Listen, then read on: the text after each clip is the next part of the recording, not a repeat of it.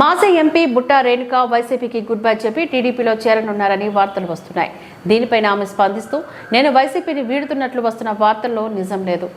కొన్ని మీడియా ఛానళ్లు కావాలనే తప్పుడు వార్తను ప్రసారం చేస్తున్నాయని వాపోయారు. రాష్ట్రంలోని వైసీపీ ఇప్పటికీ బలంగా ఉంది, మాకు 40% ఓట్లు వచ్చాయి అంటూ పేర్కొన్నారు. తాజాగా ఎమ్మిగనూరు ఎమ్మెల్యే అభ్యర్థిగా బరిలో నిలిచిన రేణుక ఓటమి చెందారు. టీడీపీలో వెళ్తున్నారని ప్రచారం అయితే ఉంది, అది ఎంతవరకు వాస్తవం? అవన్నీ అవాస్తవాలే. అది ఏ విధంగా అంటే మీడియా రేటింగ్ కోసం ఏదో చేసినట్టనే అనిపించింది నాకు. బికాజ్ అలాంటి ఎటువంటి ఆలోచన, అటువంటి పరిస్థితి లేదు అసలు.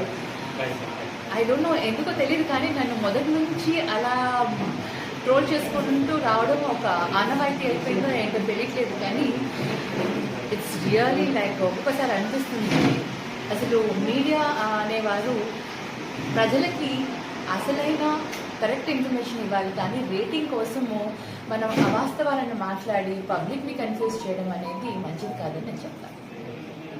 సేమ్ ఇంతవరకు అటువంటిది ఏది జరగలేదు, ఎవరు కూడా ఎక్కడ వెళ్ళలేదు. అందరూ కూడా జగనన్న పైన ఆ నమ్మకంతో, ఆ ధైర్యంతో చాలా స్ట్రాంగ్గా ఉన్నారు.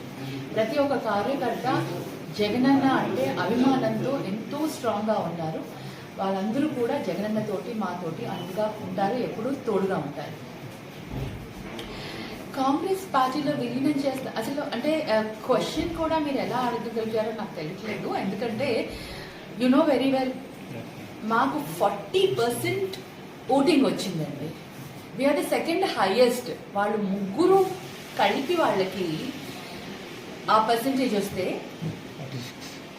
మాకు ఒక్క party, single party YSRCP party 40% వచ్చిందంటే మేము ఎంత స్ట్రాంగ్గా ఉన్నామో, ఆంధ్రప్రదేశ్లో స్టేట్లో ఎంత స్ట్రాంగ్గా ఉన్నామో ప్రతి ఒక్కరు కూడా ఒకటి ఆలోచించాలి.